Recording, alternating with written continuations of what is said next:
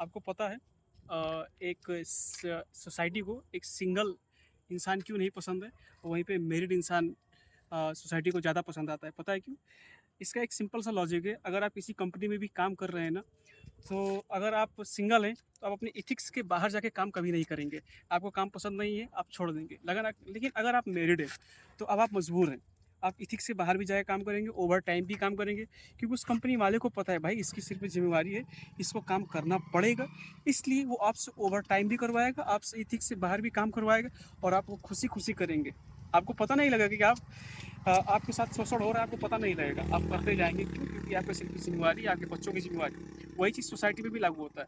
एक सिंगल इंसान को कम रिस्पेक्ट मिलता है, जबकि एक मैरिड पीपल को ज़्यादा रिस्पेक्ट मिलता है। क्यों मिलता है? देखो भाई, सभी फंसे हैं तो वो चाहता है कि तुम भी फंस जाओ। सिंपल सी बात है। अगर आप सोसाइटी में कोई क्वेश्चन अराइज करते हैं और उससे लड़ना चाहते हैं, तो क्या होता है, डिबेट में अगर कोई तुमसे जीत नहीं पाएगा तो क्या बोलेगा?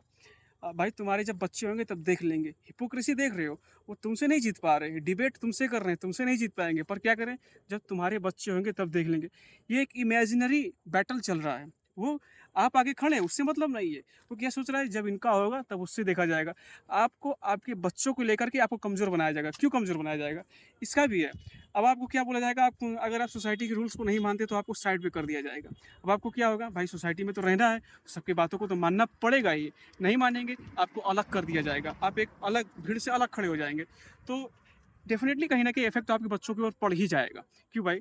अब आपका बच्चा है, कल को आप रिचुअल्स होंगे, आपके फंक्शंस होंगे, फंक्शंस में आपको ये लोग चाहिए, पार्टीज़ वगैरह में लोग चाहिए, तो कैसे आएँगे भाई? सोसाइटी के लोग कैसे आएँगे? जब तक आप उनकी बातों को नहीं मानेंगे, उनके साथ में साथ नहीं मिलाएँगे, वो आपके साथ नहीं आएँगे। तो ये चाहते हैं कि आप फँसें, आपके साथ में बच्चे वगैरह हो और आप इस सिस्टम में फँसते रहें, उनके साथ-साथ चलते रहें।